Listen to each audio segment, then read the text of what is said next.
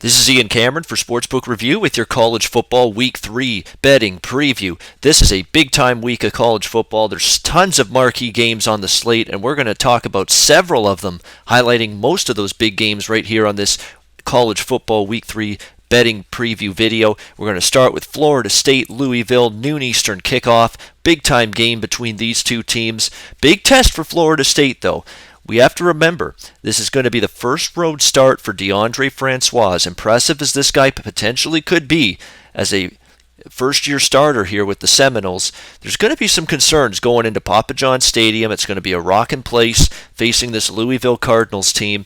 Going to be a big challenge for him. And Florida State cannot, under any circumstances, get off to another slow start like they had against Ole Miss. Yeah, they were able to rally from that deficit on Labor Day Monday to beat Ole Miss with a convincing second-half performance, but they're going to need a better start this time around. Their defense down a key member of that secondary as well due to injury suffered last week. So that's going to put some duress on that Florida State pass defense against Lamar Jackson, who through 2 weeks for Louisville has been phenomenal against, now, not great competition. We got to, put the brakes down a little bit here, but against Charlotte and Syracuse, phenomenal performances from Lamar Jackson. Dual threat quarterback, can throw it, can run it. Going to be a challenge here for Florida State's defense.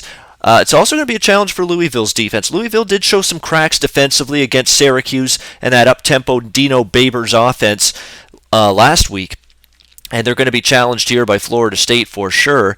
I like the game to go over the total at the very early number, but it's been pounded. It's all the way up now to 68. I think a lot of that value in that total is gone. I still lean a little bit to Louisville. I think with them in the home dog role, they've got a chance to win, but I prefer Louisville in the first half of this game. We've seen Jimbo Fisher and Florida State time and time again. You can go back to the Jameis Winston days with this. Florida State's been a great halftime adjustments team. Give Jimbo Fisher credit. He usually makes adjustments, good adjustments, and Florida State, after slow starts, has responded quite often with much better second-half performances. So for that reason, prefer Louisville in the first half as a first-half wager in this game as opposed to the full game. All right, moving down the schedule for Saturday. Let's take a look at, let's do Oregon, Nebraska. There we go. That's the one we're looking for. Oregon and Nebraska next up on the rotation. You look at Oregon, they've not been quite the same team as they've been, obviously, in the Chip Kelly era. They had a down season by their standards last year, but Nebraska favored in this matchup. A little bit hard to believe for me. Nebraska, to me, is going to have a problem here with the speed of Oregon. This is a more of a plodding, physical Nebraska team. They are sometimes susceptible to perimeter speed, and we know Oregon always has plenty of that. I think Dakota Prukop, the new starting quarterback, the Montana State transfer here for Oregon, has shown me enough with this offense here through 2 games that he's going to be a pretty good quarterback. They've got Royce Freeman, of course, in the backfield. Plenty of weapons still, this Oregon team. And Nebraska, the jury is still out for me on Tommy Armstrong Jr. And let's not forget, the first 2 games for Nebraska, they're going to look really impressive. Okay? They're really going to look good on paper. But these were close games that they had against inferior foes in each of their first 2 games, Fresno State and Wyoming. I mean, they let these 2 teams hang around, and if not for complete colossal meltdowns by these teams, those final scores aren't 43-10, 52-17. They didn't exactly play out that way. They were closer games than those final scores would indicate. I think this is going to be a major test for Nebraska. Even though they're at home in this game in Lincoln, we've seen them lose games time and time again in big spots here on this home field. The Mike Riley era was plagued with a ton of close losses in big games like this.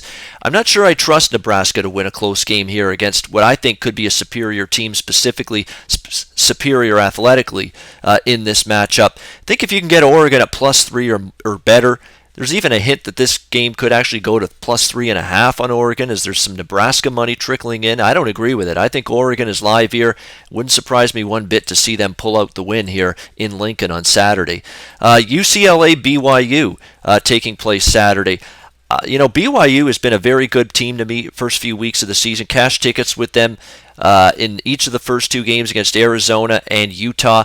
I am a little bit worried about the the letdown, I guess you could say, coming off that intense Civil War rivalry game against Utah. But if you remember, BYU played UCLA last year. They only lost by a point, and they led the majority of that game. They were not outclassed one bit by the UCLA Bruins, and I think they're going to remember that loss coming into this game. It's their first home game now playing in Provo. That's a tough place to play, especially at night, and I think UCLA is going to figure that out. And the concern for me is they're a little depleted injury-wise along the defensive line. And BYU's offensive line is loaded with seniors, loaded with experience, and loaded with tons of size on that offensive line. Really could wear down an undersized, injury-riddled UCLA defensive front, I think, as time goes on in this game. You got Taysom Hill, who can pound the football, running it at the quarterback position against you. Jamal Williams, of course, a physical running back for BYU. I think that could take its toll on UCLA and that defensive front throughout the course of this game. And Josh Rosen, on the other hand, hasn't exactly lit it up in the first two games. He's been very erratic, up and down, inconsistent against Texas A&M, even against UNLV last week. I mean, that game was very close early in the fourth quarter before the Bruins finally started to pull away. I think the cart is a little bit before the horse here with UCLA, a full field goal road favorite on the road. I've been cashing with BYU each of the first 2 weeks, and I'm worried about the letdown spot here for BYU. I really am, but at the current number, I could only look toward the BYU side at +3 in that game. How about Miami and App State? How about the big difference in this price? I mean, App State was what? 3-touchdown underdog, more than that, against Tennessee in week 1. Now they're playing Miami, and look at the adjustment after App State took Tennessee to overtime in that game. Huge adjustment has been made. You see Miami, a very, very short road favorite here, about 3.5 on the road across the board here. I think there's probably value on the Miami side, and there's some positives that you have to look at with Miami coming into this game. I know they've played two also-rans, FAMU and Florida Atlantic, first two games. Nothing impressive, but they play clean football. They've got a very good throwing senior quarterback now in Brad Kaya. So I think this team, is a situation where I think Mark Richt has come in here, cleaned up a lot of the mental blunders, a lot of the mistakes. We're seeing this team playing, smarter football, better football. Kaya's a junior, by the way, not a senior. I got that wrong, my bad. But either way, Kaya, an upperclassman quarterback, very good. It's gotten better and better each year. And App State, they can win this game. They can. But I'm just talking about from a line value perspective. They were catching more than 3 touchdowns against Tennessee in week 1. And if they get blown out in that game, they're probably catching at least a touchdown, if not more, in this game. I just worry that the line value is just not there with App State. I'm not going to go against App State because Tyler Lamb's a great quarterback for this team.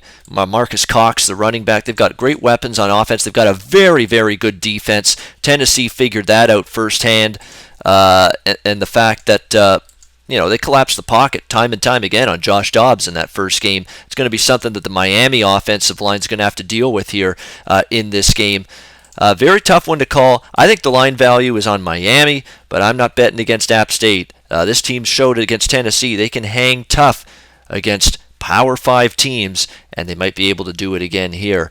Let's take a look at Ohio State, Oklahoma. This is pretty simple for me. I know Oklahoma, the line value is with them because the Golden Nugget Game of the Year line had Oklahoma pretty much a north of a touchdown favorite. Now they're an underdog at home here in Norman against Ohio State, but you're not going to see me going against Urban Meyer in this price range, especially when he's lined up with Bob Stoops on the other hand. Bob Stoops, the Big Game Bob moniker is dead.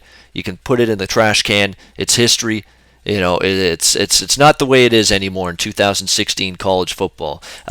Bob Stoops is going to have to show me that he can lead this Oklahoma team to a rebound performance after what was just a demoralizing loss in week 1 against Houston. They need this game like they need oxygen if they have any, and I mean any, hopes of being in the college football playoff. Simple game for me. I lean Ohio State still, but Oklahoma desperately needs this game, and it is Ohio State's first road game, and a good opponent to face them against, and they're still very young on the defensive side of the football. So for all those reasons, that lean toward Ohio State will be just that, a lean. Not going to get to the betting window with the Buckeyes in that one. Alabama, Ole Miss, quickly on that one. I don't know. This game could go either way for me. I think, again, there's value on Ole Miss plus the points here. Double-digit underdog, a team that beat Alabama last year, beat Alabama the year before. It's double revenge here for Alabama. Jalen Hurts has certainly looked very good at the quarterback position since Nick Saban went to him. And we'll see what Ole Miss team shows up. If they play like they did first half against Florida State, they're live to not only be well within this number, but win the game. If they play like they did in the second half against Florida State, where they were three and out turnover, their defense got shredded and ripped apart in the secondary, then Alabama's very capable of winning this game by double digits and covering this number. To me, I've seen one great half against a good team from Ole Miss and one awful half from Ole Miss this season against a good team. So for that reason, I'm not exactly sure what to expect here. I think from a strict point spread value perspective, I think now that the number's gone from 9 to 11 now with Alabama on the road as a favorite here, I think there is value on Ole Miss. But again, don't know which Ole Miss team shows up in this one. All right, we're going to wrap this video up with our play of the week for week 3 in college football. We're 1-1 so far with the play of the week. Oddly enough, we had Tulsa with both play of the week selections in the first 2 weeks of the college football season. They got it done for us against San Jose State in week 1, but they fell flat in a big way last week against Ohio State. Just 2 demoralizing pick sixes thrown by Dane Evans at the end of the half. Just killed that wager for us last week with Tulsa, but we'll try to get it back in the win column here in week 3, and we're going to turn to the Michigan State Notre Dame game to do that. Here's Michigan State off a bye week, and Michigan State in a role that under head coach Mark D'Antonio, they have been phenomenal in.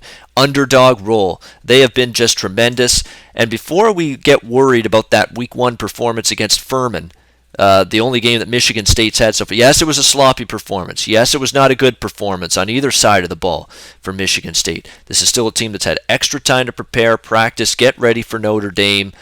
And Tyler O'Connor, the quarterback here for Michigan State, he was the quarterback when this team went to Columbus last year, beat the Buckeyes. Remember, Connor Cook didn't play in that game. And yet, here's Michigan State still able to go into the horseshoe in Columbus and get the victory against Ohio State. So very impressive stuff in that game. And Tyler O'Connor certainly should, and this offense should perform better with a bye week to get ready for this game. Notre Dame, on the other hand, has some concerns. They've definitely got some injury concerns. I know they've settled on Deshaun Kaiser at quarterback after Brian Kelly really went back and forth between Kaiser and Malik Zaire in Notre Dame's first 2 games. They finally settled on Kaiser, and I think it's the right move. I think he's the better guy. But we've got a team now, cluster injuries in the secondary, and that's a concern. Very, very thin Notre Dame secondary heading into this game. Michigan State, Tyler O'Connor, I think they've got a game plan here, Mark D'Antonio and the Spartans, to maybe exploit that a little bit. You give Mark D'Antonio an ability, you show him a sign of weakness. Sometimes, especially when you give him time to prepare, he can exploit it. Michigan State has just been absolutely phenomenal in the underdog role, something like 13-5 against the spread. Since D'Antonio has been in East Lansing. They've been very good. They've won many of these games outright as underdogs, and I think they give Notre Dame a hell of a game here. I think it's a little bit of an inflated number based off the fact that, that Michigan State didn't look great in week 1 against an FCS team, but I think the bye week helps. I think you see their best effort, and I think they give Notre Dame a game. We're going to look at Michigan State +8. That's rotation number 185. Michigan State +8 in their penultimate point spread role. They've been awesome as underdogs here in the Mark D'Antonio era. I think they cash another underdog ticket on Saturday. Michigan State +8, your college football week 3 play of the week. Research before you bet. Be sure to check out SBR Picks for the best game predictions, breakdowns, and much, much more.